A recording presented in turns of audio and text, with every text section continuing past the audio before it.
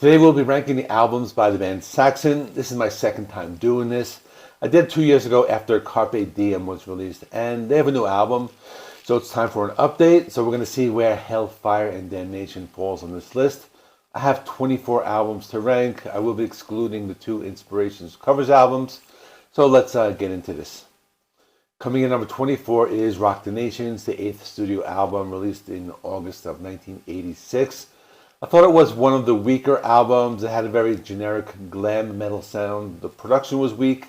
Some of the song titles were also very glam sounding, like Party Till You Puke and We Came Here to Rock. The song Waiting for the Night was not bad, kind of catchy. The song You Ain't No Angel was also not too bad. It had some cool blues guitar riffs on this one. And the last track, of Northern Lady, was a power ballad. But the album was okay, and something has to come in at the bottom. Coming in at number 23 is Destiny. This album was released in March of 1988. This was the only album with Nigel Durham on drums and Paul Johnson on bass. This was their last album on the EMI label. I felt it was another glam metal album. The opening track is a Christopher Cross cover of Ride Like the Wind. Other than that, the rest of it reminded me of either White Snake on their 1987 album or Kiss in the late 80s. They were mostly playing arena rock songs. There was one power ballad. Otherwise, I didn't think it was a great album. Coming in at number 22 is Innocence Is No Excuse. This is the 7th studio album released in September of 1985. It was the band's first album for EMI after a falling out with their previous label, Carrere Records. And this is the last with original bassist Steve Dawson. This one has more of a glam metal sound. I like the track number 2, Call of the Wild. The song still had some classic sound, but had the classic 80s catchiness. In contrast, Back on the Streets was very glam metal sounding, similar to Poison or Bon Jovi. Devil Rides Out reminded me of Def Leppard. The album in general has a glam metal sound, but it's not too bad. Coming in at number 21 is Forever Free. This was released in 1992. I felt they started to move away from the glam metal sound of the 80s albums and more into a classic rock or hard rock and traditional heavy metal sound. There's one cover song of I Just Want to Make Love to You, originally by Willie Dixon, but also more popular, covered by the Stones or Foghat. Forever Free had more of that classic new wave of British heavy metal sound. They delved into some folk rock with Iron Wheels. Hole in the Sky was pretty good. It's not the Black Sabbath cover, by the way. And this is the band trying to get back on track. It's not bad, but the ones after this were better. Coming in at number 20 is Solid Ball of Rock. It was released in 1991 on Virgin Records. They have a new bass player in this album named Nibs Carter. The album opener, Solid Ball of Rock, was pretty good. It was more of a traditional heavy metal song, comparable to something maybe by British Steel, by Judas Priest. I think they started to get a little heavier after a few pure glam metal albums. Altar of the Gods had a faster pace and brought back more of that classic sound. I've always felt this band sounds better playing heavy. Most of it is, with a few exceptions, such as I'm on Fire, which sounded like a Poison song. Coming in at number 19 is Dogs of War. This is the 12th studio album released in 1995. Last album with Graham Oliver before he got fired for selling live bootlegs without the band's permission. This one is hit and miss. It's an improvement over the last few albums. Has a really strong opener with Dogs of War. That's a really great song. I also like the song The Great White Buffalo. That's a really strong song. There's some cheese here as well. It has the Bon Scott era AC/DC sounding Big Twin Rolling Coming Home. I read one reviewer compare this album to Aerosmith's Get a Grip for trying to be radio friendly. They also delve into country western territory. Not great, it has some good moments, but better than so many others. Coming in at number 18 is Killing Ground from 2001. This one is a return to their roots. The album has a modern production with crisp and clean sound. Some of the standout tracks are Killing Ground and Deeds of Glory. There's some filler, but not that much. Coming Home offers an old school 70s rock a la Deep Purple or Rainbow. Hell Freezes Over has that Brian Johnson era AC/DC vibe. Dragon's Lair, some fast-paced speed and power metal. And final track, Rock Is Our Life, was a good closer. It's a decent album, better than some of the stuff from the 80s. Coming in number 17 is Call to Arms from 2011. So Saxon frontman Biff Byford stated that the band wanted to kind of get back to their roots. They aimed for a more working class sound with the album. The front half of the album is not too bad, but the second half has all the good songs. So I like Mist of Avalon. That one sounds like some late 70s heavy metal. And then the title track is really good with clean and distorted parts.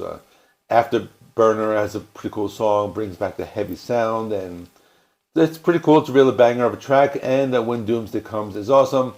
The second half makes up for the weaker front half, but overall, pretty good album. Coming in at number 16 is Unleash the Beast. This is their 13th studio album, released in 1997. Their first studio album with Doug Scarrett on guitar. This one has its moments. There are a few good songs and some filler. I like the darker tone and heaviness that was in some of the tracks. And the album art is pretty cool. Circle of Light was one of the better tracks with some heavy guitar riffs. I like that track. I like they put the rhythm guitar up front and push the leads to the back. That sounded good. There was one ballad called Absent Friends. It was okay, not their best.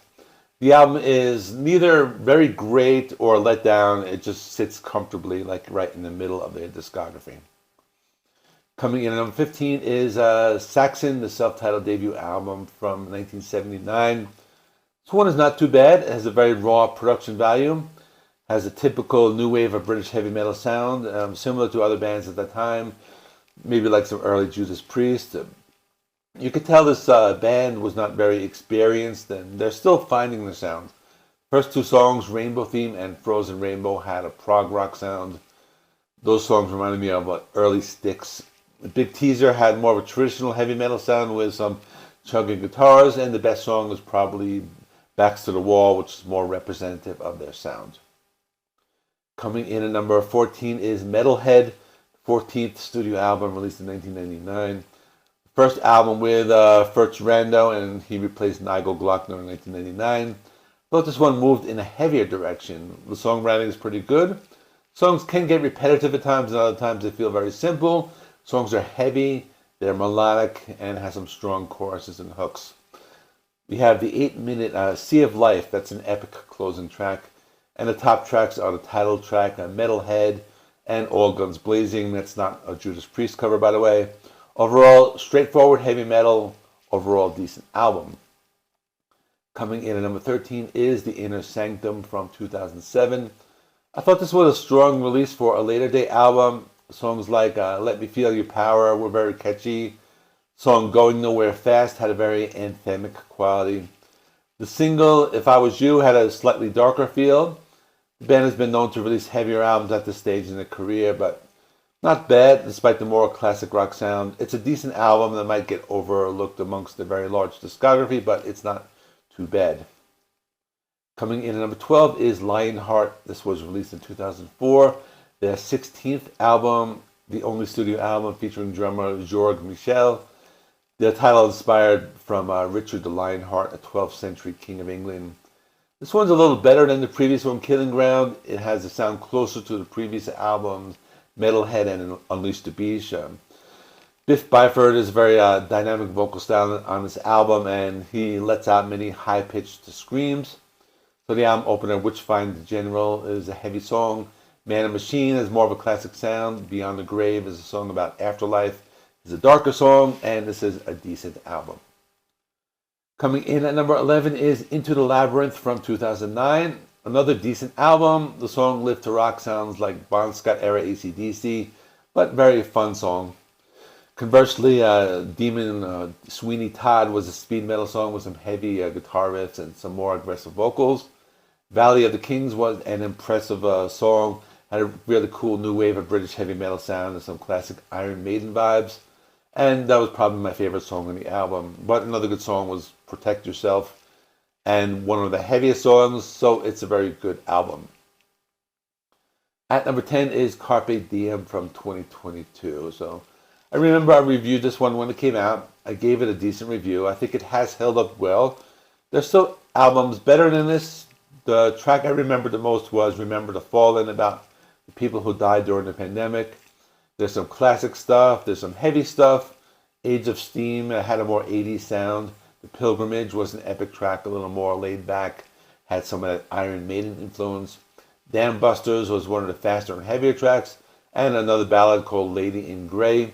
It's a solid 45 minutes album, so I think it's really good, worthy of the top 10. Coming in at number 9 is Power and the Glory, the fifth studio album released in March of 1983 by Carrera Records. This is the first Saxon studio album with new drummer Nigel Glockner and was recorded in Atlanta, Georgia in the fall of 1982. This is a classic heavy metal album, maybe leaning a little towards that glam or hair metal sound. Title track is a classic heavy metal sound. The song Nightmare has more of a glam metal sound. I hear an Iron Maiden influence throughout the entire album. I thought that was a decent album. It had a combination of the classic sound and some of that glam or 80s metal influence. The last song, The Eagle Has Landed, was pretty cool because it brought in that prog rock feel, so this one is not too bad. At number 8, I have the new album Hell Fire and Damnation from 2024. So I reviewed it not too long ago. The album has 8 songs. They're all good. The album has a lot of history. There's a lot of different topics talked about. We have Madame Guillotine, Kublai Khan. We have Roswell. And the album also has lots of heavy metal sounds like fast guitars, drums, vocals in the album. This is a really great example of their talent and style. I felt it was better than Carpe Diem and one of the better albums from the later period. I have a full review of this. I'm going to put this at the end screen of the video so you can watch it. I'm not going to talk too much about this one. Coming in number 7 is Crusader, released on January 30th, 1984. This is an underrated album. So we had the albums before this. Power and Glory was a mix of glam and metal. I felt this was closer to a more epic sound like Manowar or Rainbow with Dio. I think they go a little harder on this album. Some of the songs pick up the pace and they sound closer to speed metal. Songs are still catchy and they have a traditional heavy metal sound. Just Let Me Rock is a cool song with a late 70s metal vibe and an arena rock chorus, and that will have you singing along. I thought it was one of the better albums from the 80s. Coming in number 6 is Strong Arm of the Law. So this is the third studio album and released in 1980. 7 months after Wheels of Steel, the other album from 1980. So my favorite song is the last track, Dallas 1 p.m. It's about the assassination of John F. Kennedy. Also my favorite Saxon song of all time. But it has some good stuff on here. The album opener, Heavy Metal Thunder, is pretty good. That's an early example of bands using heavy metal in song titles. Side 2, we have a song called 20,000 Feet, another hard rocker with some cool guitar riffs. Overall, the album has this one really great song, but the other songs are pretty good. So that's why it comes in at number 6.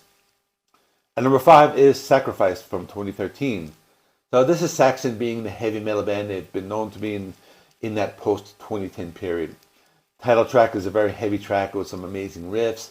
It's one of some experimentation like wind instruments in the opening track and acoustic guitars and other instruments used throughout the album. Guardians of the Tomb has some catchy choruses and an anthemic quality and some different stringed instruments. Stand Up and Fight sounds like early 80s Saxon. I like the main riff in Waking the Steel. That has slower pace and a groovy guitar riff. And the song's about rebuilding the Twin Towers. So we have Wheels of Terror. That's a darker and heavier sound. And the final song, Standing in a Queue, is about what the title says. So if you're an American, it means standing in a line. That one had an AC/DC vibe. Overall, a great album. And number 4 is Battering Ram from 2015. This one is interesting. The same year as Iron Maiden's Book of Souls album came out, and I mention that because I hear that Iron Maiden influence here. The opening track sounded a little like Wasted Years in the intro. The Devil's Footprint had some classic new wave of British heavy metal guitar riffs with a modern heaviness. A lot of the songs on the albums are very heavy. I can hear an Iron Maiden influence on many of the songs. Top of the World, there's some Maiden-esque harmonies, and it's about Mount Everest. 3 Sheets to the West is about drinking and has an AC/DC vibe. Overall, very strong album. At number 3, I have Thunderbolt from 2018. This is their 22nd studio album, released on February 2nd, 2018. This album was inspired by the gods of Greek mythology, features songs about Cerberus, Olympus, Nosferatu, and Odin. The album also includes a tribute song to Motorhead called They Played Rock and Roll, which is about the 1979-1980 Bomber Tour where Saxon toured with them. The album was produced by Andy Sneap. He had previously worked with Saxon on several albums. I think it's a great album. It gets overlooked. The album had a lot of variety, from the Fast and Furious title track to the epic and the atmospheric Sons of Odin.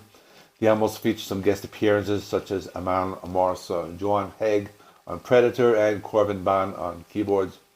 This one came out the same year as Firepower by Judas Priest. I think it can almost be compared to that. Also, Nosferatu is one of my favorite songs. So this is a really killer album. It's super underrated as well.